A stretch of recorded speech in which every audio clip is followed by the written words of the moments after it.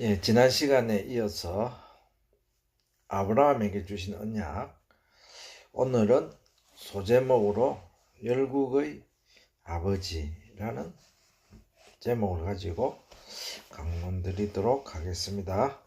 먼저 주님께서 가르쳐 주신 기도로서 시작하도록 하겠습니다. 하늘에 계신 우리 아버지여, 이름이 거룩히 여김을 받으시오며 나라의 마옵시며 뜻이 하늘에서 이루은 것 같이 땅에서도 이루어지이다. 오늘날 우리에게 일용할 양식을 주옵시며 우리가 우리에게 죄 지은 자를 사하여 준 것 같이 우리의 죄를 사하여 주옵시고 우리를 시험에 들게 하지 마옵시고 다만 악에서 구하옵소서.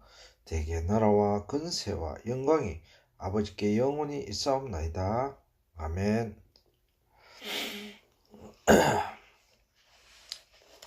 예, 전번 시간에는 아브라함 가족이 노아 홍수 사건이 끝나고 나서 점점 살기 좋은 땅, 갈대아 우르 지방으로 이주한 것을 우리가 공부했습니다. 그리고 그곳에서 하나님께서 그곳을 떠나 가나안 땅으로 가라, 이렇게 아브라함과 데라에게 명령하셨습니다.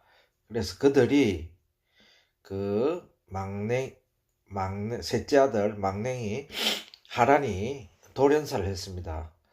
거기서 돌연사를 해서 데라가 그곳을 떠나기로 결심하고 이제 하나님께서 명령하신 가나안 땅으로 이제 출발했습니다. 출발을 하다가 자기 고향 하란 땅에 다시 정착을 하게 되었습니다. 가나안까지는 오지 못하고 그랬는데 이제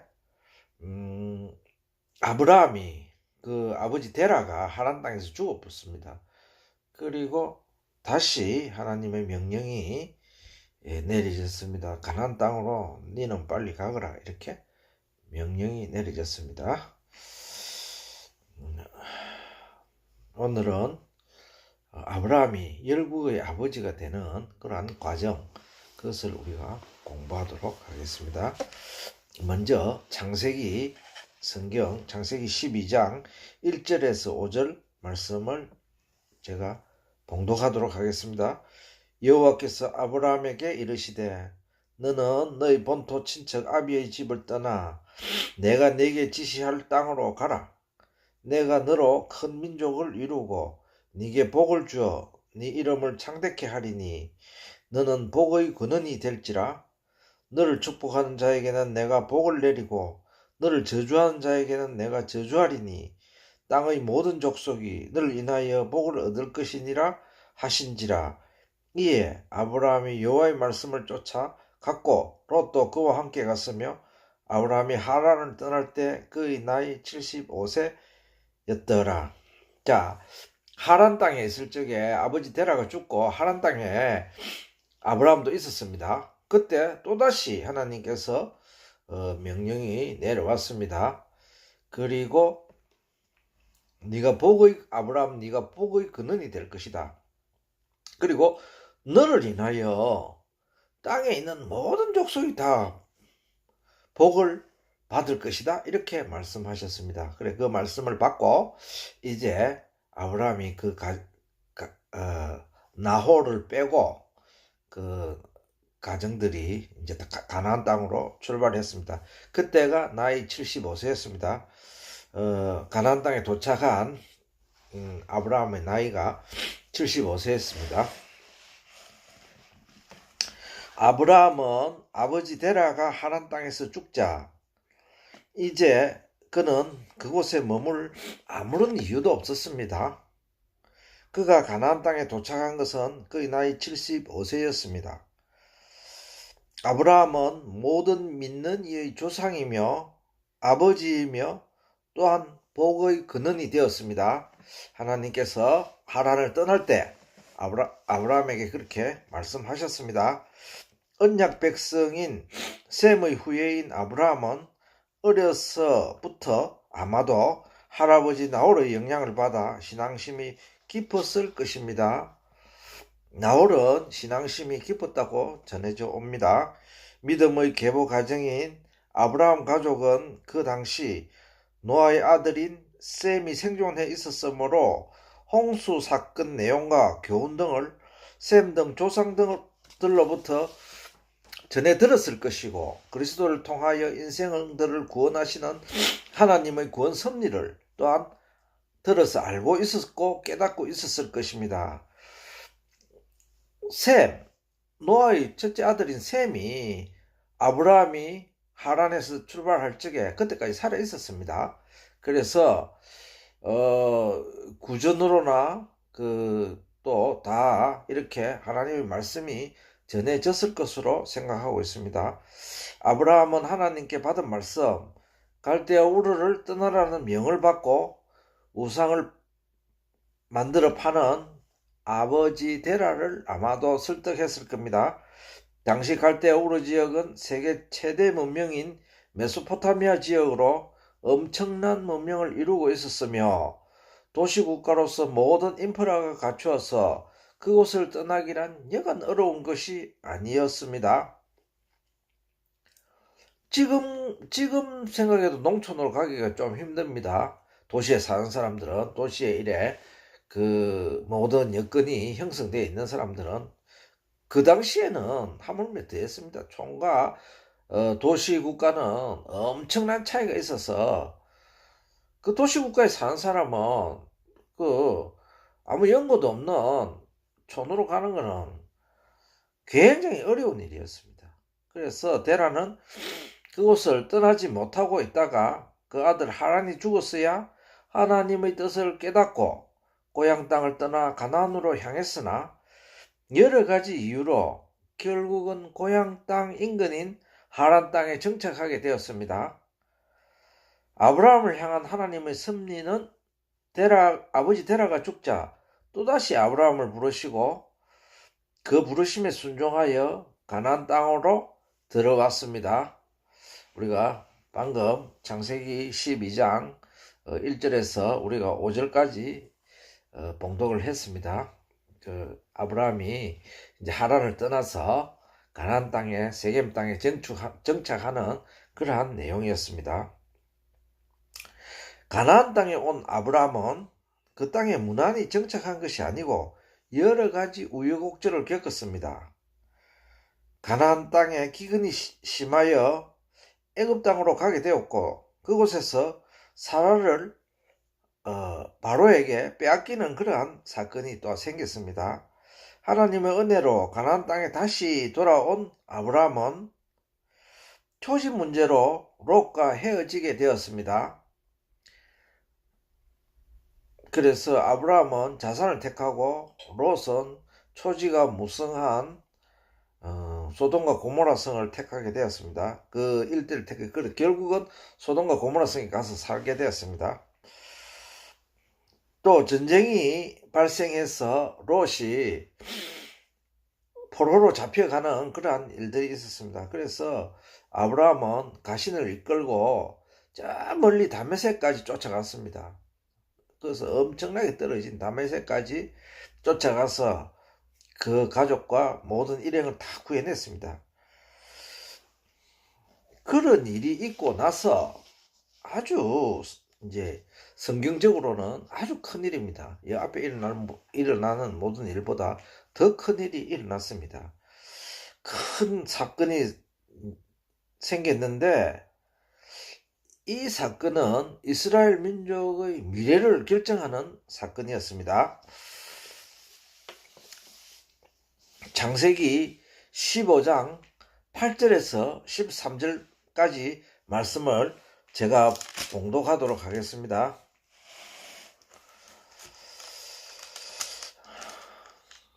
그가 가로되 주 여호와여 내가 이 땅으로 업을 삼을 줄을 무엇으로 알리까? 여호와께서 그에게 이르시되 나를 위하여 3년 된 암소와 3년 된 암염소와 3년 된 수양과 산비둘기와 집비둘기 새끼를 취할지니라. 아브라함이 그 모든 것을 취하여 그 중간을 쪼개고 그 쪼갠 것을 마주 대하여 놓고 그 새는 쪼개지 아니하였으며 솔개가 그 사체 위에 내릴 때에는 아브라함이 쫓았더라.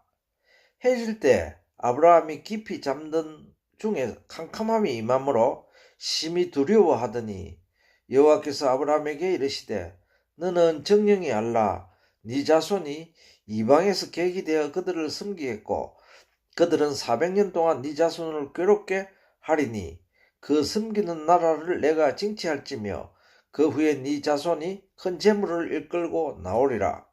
너는 장수하다가 평안히 조상에게로 돌아가 장사될 것이요.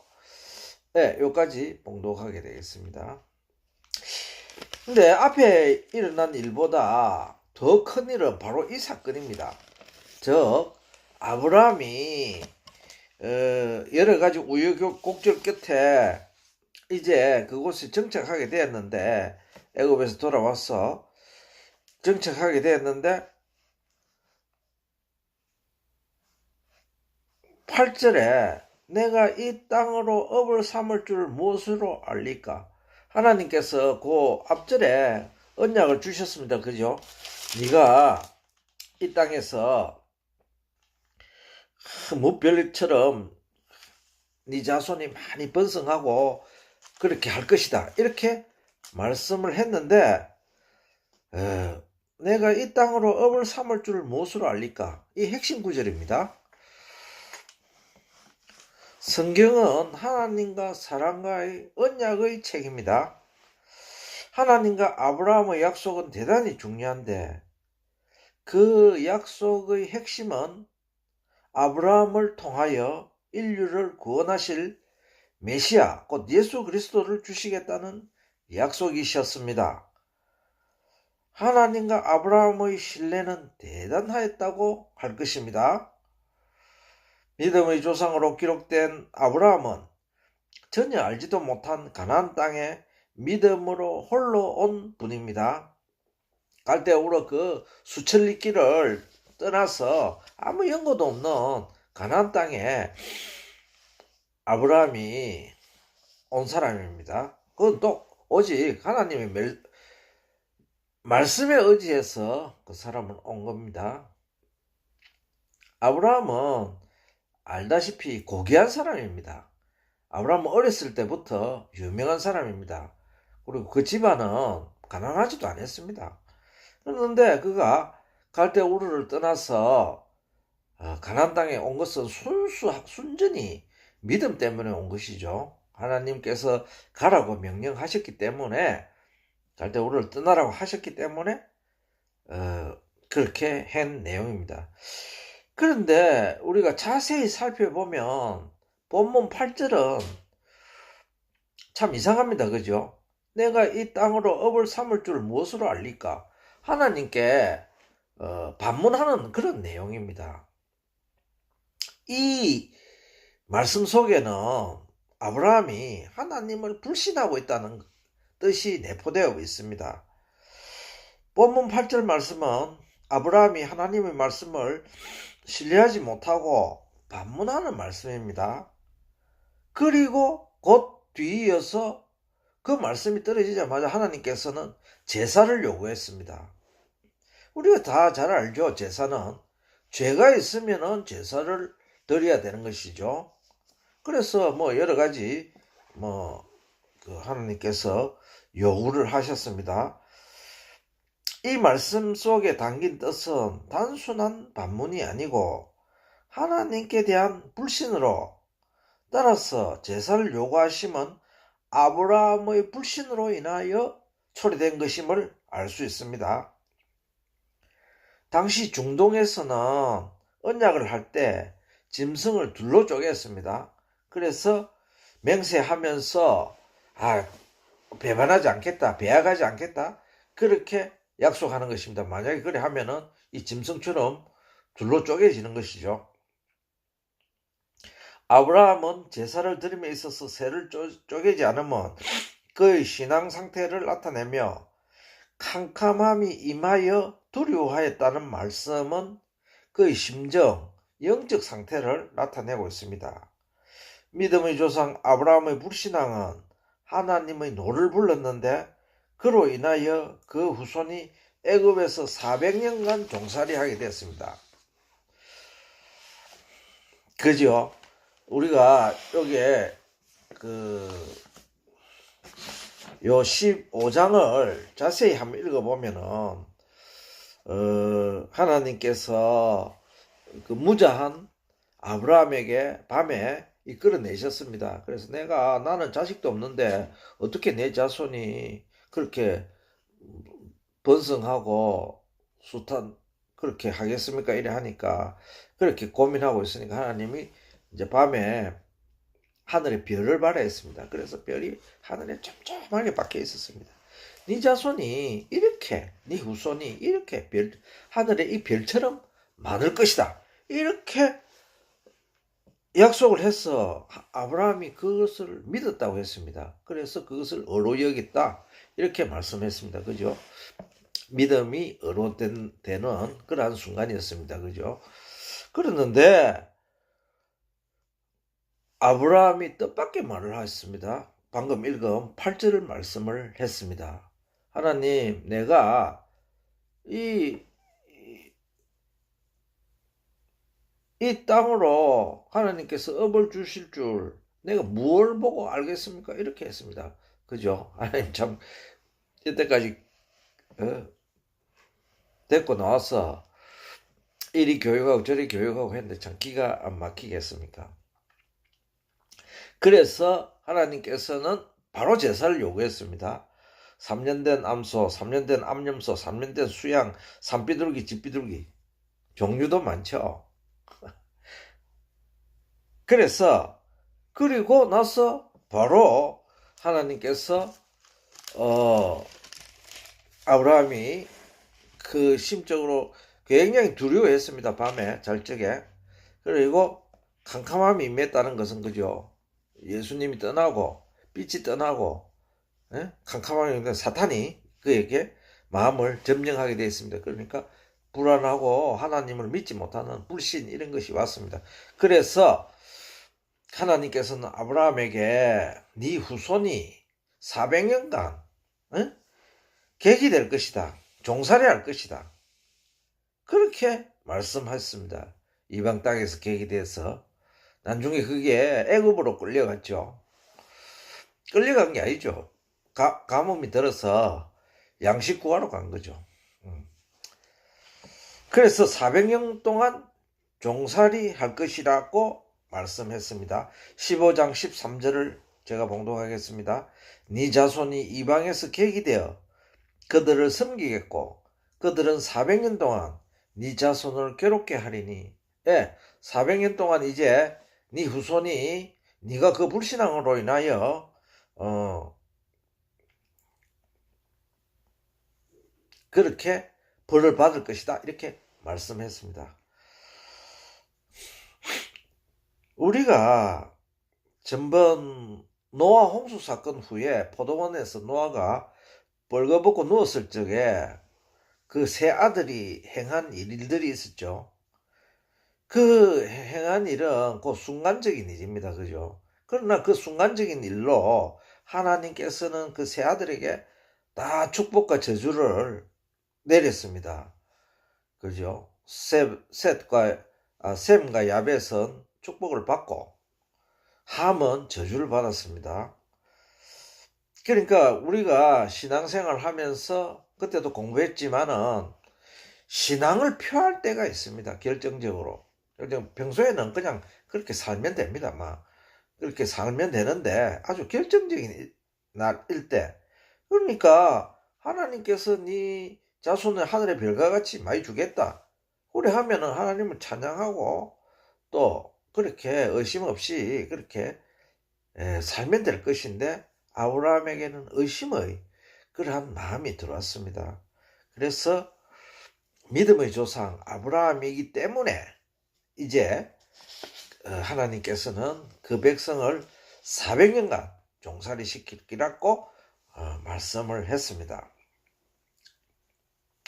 이제 아브라함의 불신으로 말미암아 그 후손들은 400년간 애굽에서 종살이하는 엄청난 결과를 초래하였습니다.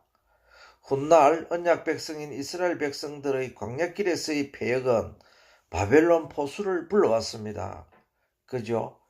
그 바벨론으로 사로잡혀가서 바벨론에서 종살이 하는 것은 벌써 그 모세 시대에 결정된 내용입니다. 몇천 년 앞에. 그죠?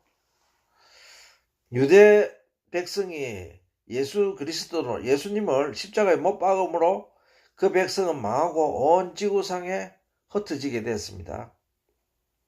지금 현재 그렇죠. 다시 이제 말세가 돼서 다시 이스라엘 가나안 땅에 그들이 나라를 세운 지는 이제 얼마 안 됐습니다. 70년 정도 됐었죠. 1948년도 세웠으니까. 그 이전에는 전부 다 흩어져서 일명 디아스포라로 하죠. 세계 각지에 흩어져서 나라 없는 민족으로서 그렇게 정처 없이 그래 살았습니다.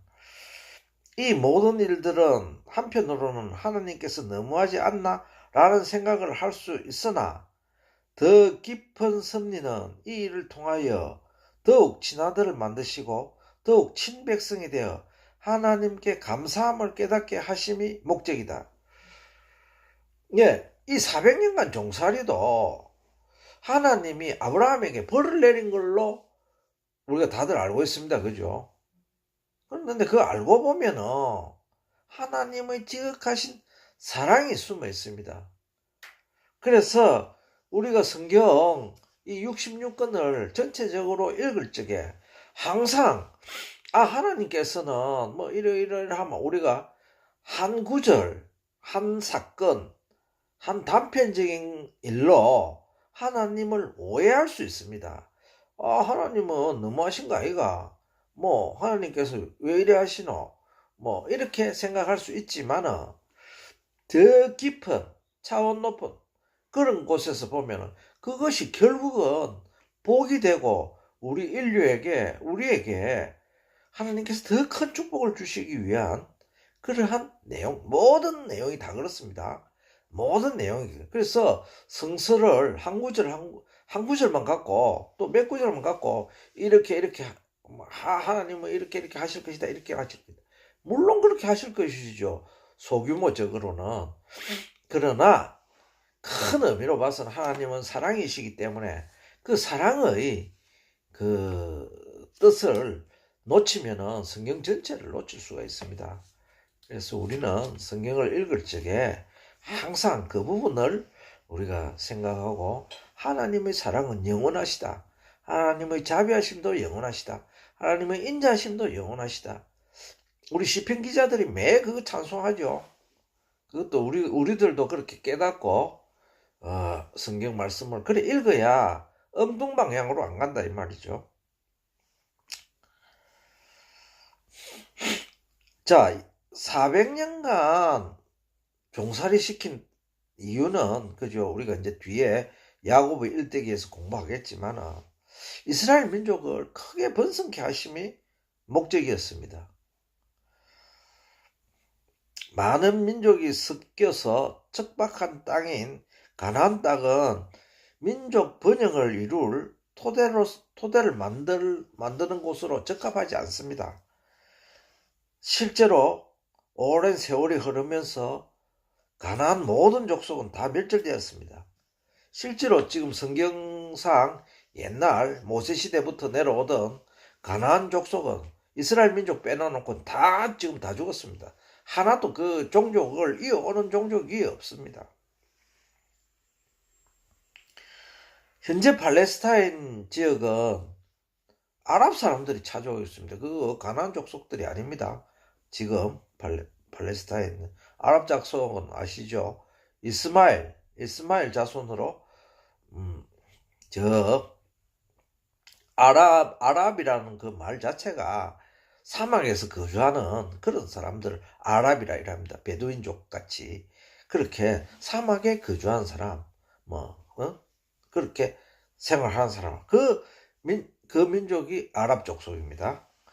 지금 이스마엘 후손인 아랍 민족이 그곳에 정착해서 지금도 이스라엘 족속하고 팔레스타인 갖고 싸우고 있죠. 그게 가나 지구인가 하여튼 그곳에 하여튼 지금도 전쟁이 가끔씩 있습니다. 애굽 땅은 비옥한 곳이며 특별히 이스라엘이 정착한 고센 땅은 민족 번영을 이룰 매우 적합한 장소였습니다. 요셉이 고센 땅을 달라 했죠. 고센 땅은 애굽 민족은 농사를 짓지 못해서 버린 땅입니다. 그 나일 삼각주에 있지만은 고센이라는 지명 자체가 언덕배기 땅 이런 게이기 때문에 그 사람들은 농사 짓습니다. 강가에서 수로해서. 애굽 민족은 그 농사 짓는 민족이기 때문에 그거는 고센 땅은 자기들한테는 아무 소용이 없습니다. 그러나 이스라엘 민족은 유목 민족이기 때문에 목축하는 민족이기 때문에 아주 좋은 땅이었습니다. 고센 땅은 언덕배기 땅이 아주 초지가 좋고 그래 했습니다. 그래서 그곳에서 70몇 명이 75명이 넘어갔죠. 야곱의 후손들 75명이 넘어가서 근 200만 명을 400년 동안 이루고 이제 앞으로 영원히 없어지지 아니할 그러한 이스라엘 민족을 만드는 그러한 토대가 되었습니다. 창세기 46장 2절에서 3절의 말씀을 제가 봉독하도록 하겠습니다. 야곱아 야곱아 하시는지라 야곱이 가로되 내가 여기 있나이다 하며 하나님이 가라사대 나는 하나님이라 네 아비의 하나님이니 애굽으로 내려가기를 두려워 말라 내가 거기서 너로 큰 민족을 이루게 하리라. 야곱은 어디 애굽 가기를 좋아했겠습니까? 자기 이삭 또 할아버지 아브라함으로부터 가나안 땅이 이곳이 우리가 살 곳이다 이렇게 명령을 하고 또 벌써 3대에 걸쳐서 살고 있었는데 이제 양식이 없으니까 애굽 땅에 양식 빌리러 갔다 아닙니까? 그런데 이제 애굽으로 초대가 됐죠. 그럴 때 야곱이 아마 기도를 했을 겁니다. 그럴 때 하나님께서 계시가 내려왔습니다. 현몽이 내려왔습니다. 애굽으로 내려가는 것을 두려워하지 마라. 내 큰 뜻이 있다. 내가 거기서 네 후손으로 큰 민족을 이루게 할 것이다 라는 약속을 받았습니다. 따라서 하나님의 섭리는 애굽 땅으로 들어감으로써 실제 이스라엘이 고센 땅에서 큰 민족을 이루었으며 12지파로 이루어진 이스라엘 민족의 뿌리와 견고함이 다 애굽 땅에서 이루어졌습니다.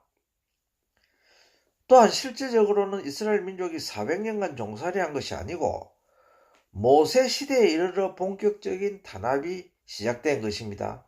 400년 동안 매 종살이한 게 아니고 그 요셉이 있을 동안에는 아무도 그 이스라엘 민족을 손을 못 댔죠. 요셉이 120년간 살았습니다. 그죠? 39세 총리 대신이 됐으니까 80년 어떻게 하고 그 이후에도 요셉을 아는 바로는 그 이스라엘 민족에 대해서 이렇다 저렇다 이렇게 말하지 않았습니다. 그런데 이제 세월이 흐르다 보니까 모세 시대에 그 바로가 아주 포악한 사람이었습니다. 신앙적으로 종살이에서 출애굽시키기 시긴 하나님께 자손 대대로 찬양함으로써 언약 백성의 신앙을 지키기 위함이 이셨습니다. 신앙적으로는 이스라엘 민족이 종살이하고 채찍으로 두드려 맞고 괴로울 때 모세를 통하여 가나안 땅으로 구출한 그 내용을 갖고 매 하나님께 찬양을 드려야 할 것입니다. 그것이 또한 목적이었습니다. 하나님이 그 신앙을 잃어버리지 마라. 하나님께서는 애굽 땅에서 너를 출애굽시킨 그런 하나님이다. 사실 역사적으로 세계 6천년 인류 문화사에서 이러한 나라와 민족이 없었습니다. 유일한 민족이죠. 그리고 디아스포라가 돼서 나라를 잃고 사실은 바벨론 포수 시대에서부터 2500년간 나라가 없었습니다. 예수님 시대에도 그거는 이스라엘 나라를 할 수는 없습니다. 그 로마의 통치를 받고 있는 식민지 자치정부지 하나의. 그러니까 2500년간 나라 없이 살아도 그 민족의 정체성을 잃지 않은 것은 오직 이 신앙심 이거 하나 때문에 현재도 그렇게 존재하고 있습니다.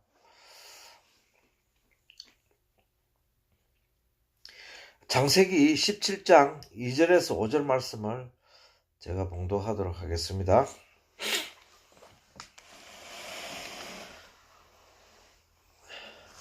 내가 내 언약을 나와 너 사이에 세워 너로 심히 번성케 하리라 하시니 아브라함이 엎드린데 하나님이 또 그에게 일러 가라사대 내가 너와 내 언약을 세우리니 너는 열국의 아비가 될지라. 이제후로는 네 이름을 아브라함이라 하지 아니하고 아브라함이라 하리니 이는 내가 너로 열국의 아비가 되게 함이니라.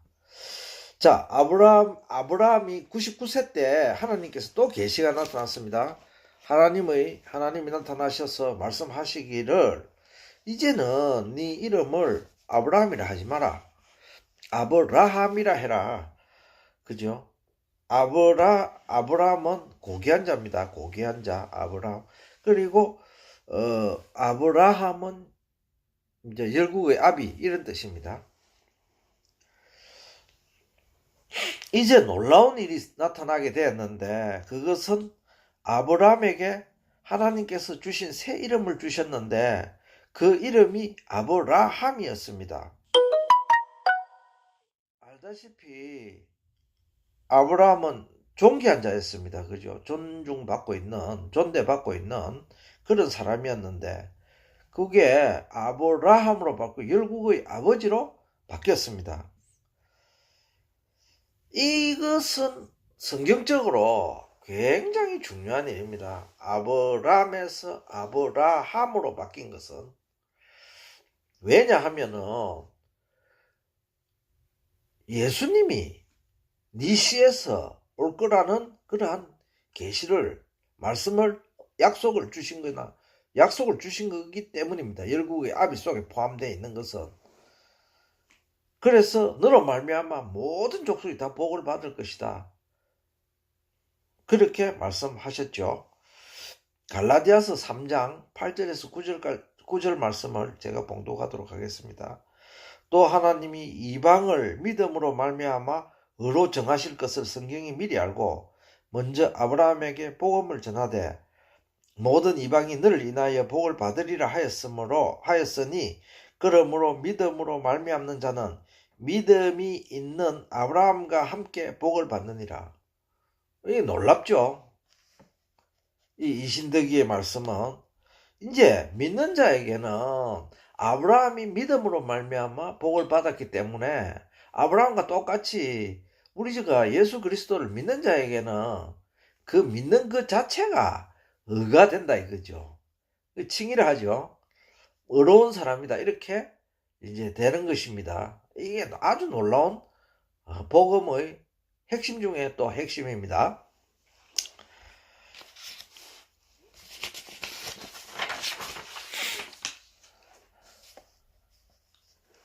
왜 아브라함이 믿음의 조상이며 그 믿음의 실체는 무엇입니까? 아브라함은 유대인은 물론이며 이방인에게도 믿음의 아버지인데 그 믿음의 실체는 복음입니다. 즉 예수 그리스도를 통한 인류 구원의 소식을 받고 그 소망에 대하여 믿는 것입니다. 즉 예수님을 통하여 예수 그리스도를 믿으면 예수님께서 모든 것을 다 이루어 주실 것이다. 그러한 내용입니다. 그게 복음이죠. 우리는 신앙생활을 하면서 믿음이란 단어를 참 많이 쓰고 또 듣고 그렇게 있습니다. 믿음 하지만 과연 믿음은 무엇입니까? 믿음의 정의는 잘 알다시피 히브리서 믿음장인 11장에 잘 기록되어 있습니다. 더 구체적으로는 믿음은 예수 그리스도께서 우리의 죄, 우리의 생명, 우리의 미래의 부활과 변화, 또 장차 미래에 우리들이 살게 될 나라 등 모든 것을 우리 사람의 힘이 아닌 오직 주님께서 이루어 주실 것이라는 것을 믿는 것이 믿음의 본질입니다. 오직 예수입니다. 그죠? 왜 오직 예수입니까?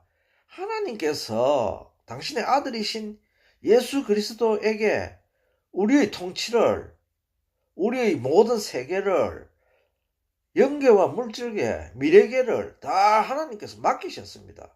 그래서 우리는 예수님만 바라보면은 다 되는 것입니다. 그죠? 이스라엘 민족이 광야에서 노뱀을 바라보고 살았습니다. 십자가에 달린 예수님만 바라보면은 우리는 이제 다 구원을 얻는 놀라운 그러한 길이 열렸습니다. 그게 믿음입니다. 세상과 나와는 상관이 없고 오직 예수 그리스도만 나의 주님이 되는 것입니다. 우리는 세상에 살고 있지만은 세상과 나와는 상관이 없습니다. 그냥 잠시 잠깐 살아가는 나그네 생활이고 장막 생활입니다. 그죠? 실제로 내 본향은 따로 있다 이거죠.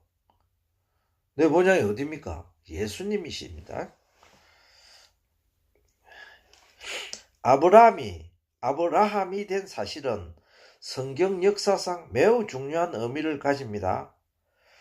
믿음으로 받은 새 이름 아브라함은 믿음의 역사를 아브라함의 전시대와 아브라함 후시대로 구별할 수 있습니다.